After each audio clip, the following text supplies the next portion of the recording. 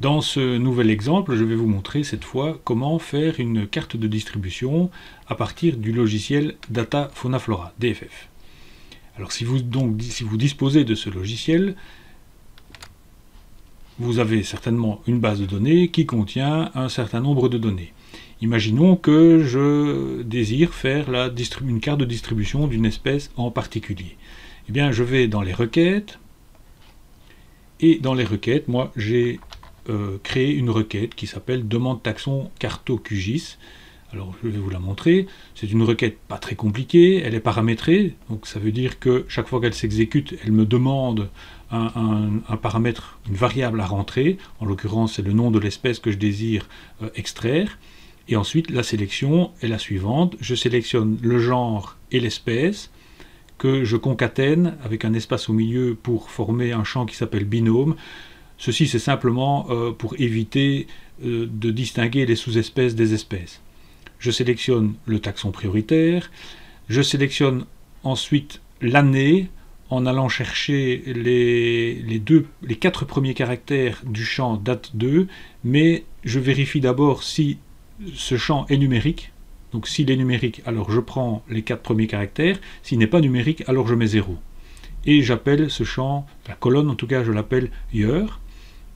J'extrais la date, le toponyme, la localité, le récolteur, le déterminateur, l'auteur, l'origine, la coordonnée originale et le datum. Et je mets comme condition ou spec.taxprio like le taxon, c'est-à-dire la variable que j'ai mise comme paramètre.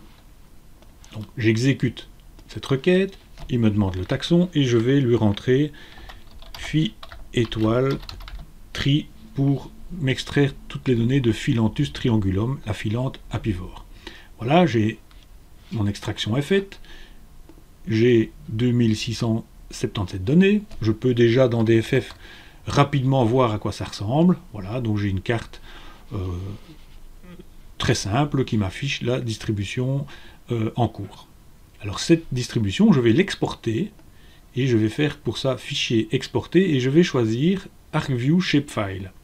Shapefile, c'est un format utilisé par les systèmes d'information géographique. C'est un format de fichier très répandu et qui est compris par un très très grand nombre de logiciels. Alors je vais lui dire dans les options d'exportation que je veux un seul fichier pour toute ma requête.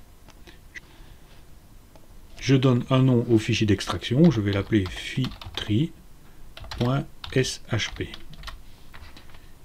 Je prends tous les champs, donc les champs disponibles, je les verse tous à droite, ce seront les champs qui vont être sauvés avec ma couche. Et ça c'est une option qu'offre DFF, c'est que vous pouvez, au moment de l'export, dire que toutes vos coordonnées doivent être ajustées sur une grille. Alors ici, je vais appliquer cette option-là et je vais prendre la grille UTM MGRS de 10 km et en prenant comme datum le WGS 84. Ça va avoir pour effet en fait de regrouper tous les points au centre du carré UTM dans lequel ils tombent. Je fais OK, les données sont exportées, je peux quitter DFF. Je vais maintenant pouvoir ajouter directement cette couche que je viens d'exporter. Je vais aller la chercher dans mon dossier du projet ici, c'est là que je l'ai mise, et vous voyez elle est ici, phitri, pour Philanthus triangulum, c'est celle que je viens d'exporter depuis DFF, je la prends et je la glisse sur la carte. Et vous voyez, elle s'affiche automatiquement, elle vient s'ajouter dans mes couches. Alors je vais faire un petit zoom. Alors vous voyez que les points tombent bien au centre des carrés 10-10, c'est bien ce que j'avais demandé, et par contre ils sont un peu petits, simplement parce que l'unité utilisée par QGIS, ce sont des millimètres. Si je veux occuper l'espace disponible dans le carré, je vais passer d'unité millimètre à unité de la carte, et je vais dire par exemple que je veux des points de 9000 mètres de diamètre, appliquer, et là c'est parfait, j'ai mes points qui apparaissent correctement. Si je zoome en arrière, voilà, les points font presque 10 km et occupent bien le centre des carrés UTM. J'ai toujours bien sûr la faculté de faire un clic droit sur la couche et de regarder la table d'attributs, où je retrouve en fait tous les champs qui ont été extraits depuis DFF. Hein, vous souvenez-vous, j'avais extrait par exemple l'année, la date, le déterminateur, etc. Je vais justement profiter de cette colonne année pour vous montrer comment faire une carte de distribution qui distingue les données avant une période et après une période. Alors le plus simple pour faire ça, c'est de faire un premier filtre sur la couche. Donc je fais un clic droit et je fais filtrer.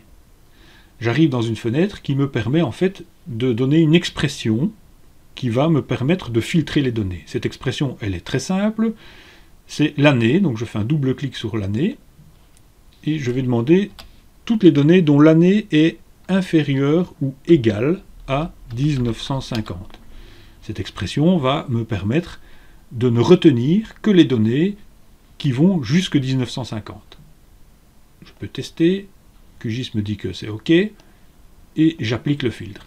Je n'ai donc plus ici sur la carte que les données datant d'avant, enfin qui vont jusque 1950. Je peux changer le symbole. Pour ça, je fais un double clic, je vais dans symbole simple et je choisis par exemple la petite étoile et je vais mettre comme couleur une couleur un peu orangée comme ça. Voilà.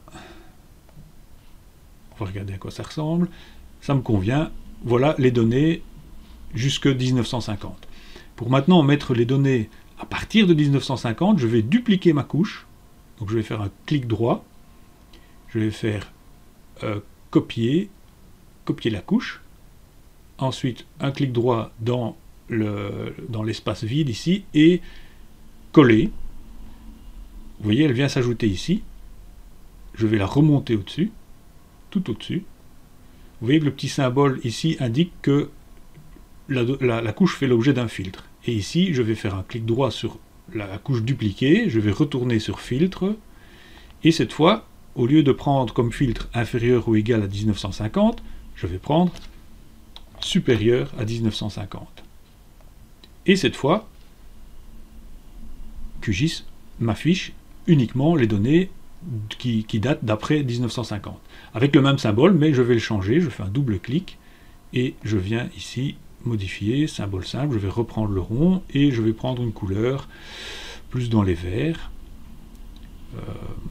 voilà, un peu plus foncé, quelque chose qui ressemble à ça. OK.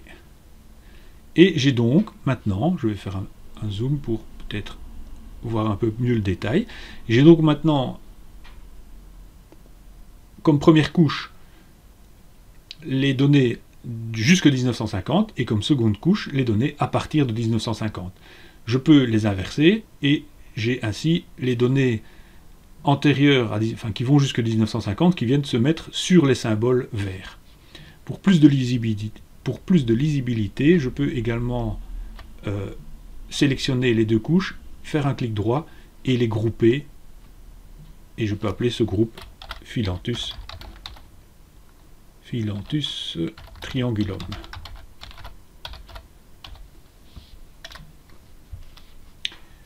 Je vais revenir à mon zoom précédent. Voilà, et cette fois je peux passer à la mise en page. Je vais pour ça dans Projet, Mise en page. Bah, disons qu'elle me convient, hein, sauf que je vais peut-être changer ici le titre de la carte et que je vais mettre Philanthus triangulum.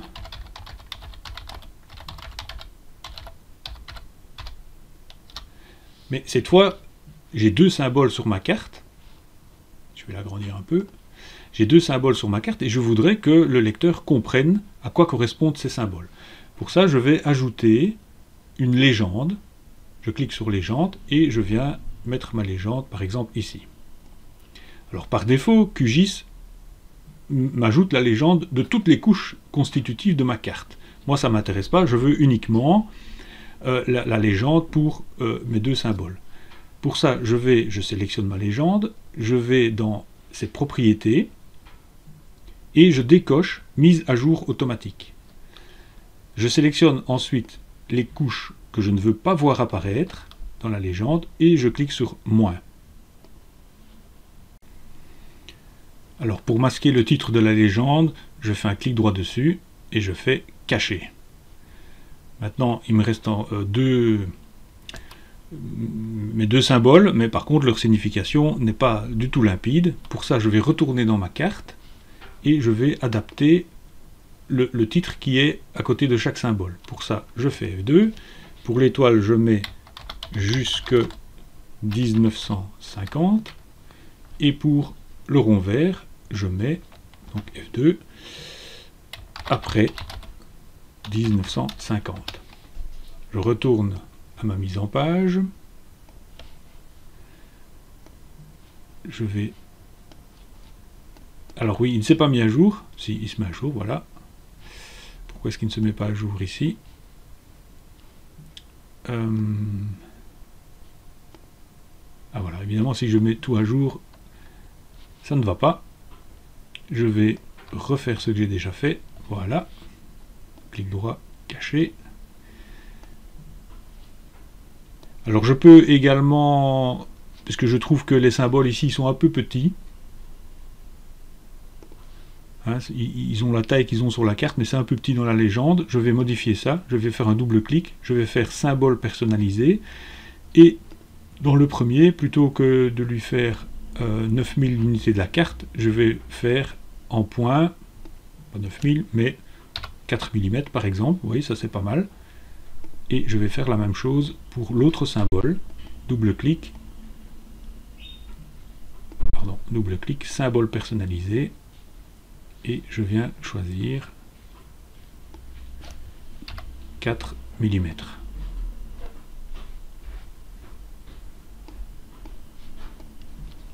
Voilà, je peux également placer ma légende où je veux. Si je la place là, vous voyez, elle est entourée d'un...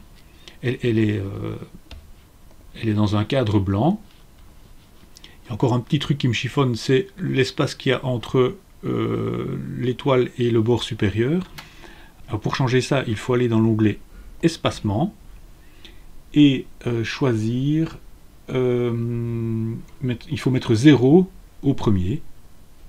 Ici, si je mets 0, voilà, l'espacement est de 0 entre le titre et la légende. Voilà ma carte. Je peux bien sûr, à ce niveau-ci, je peux de nouveau l'imprimer directement, l'exporter sous forme d'image, de fichier SVG ou de fichier PDF. Voilà, avec ça, vous pouvez faire une carte très facilement depuis DFF.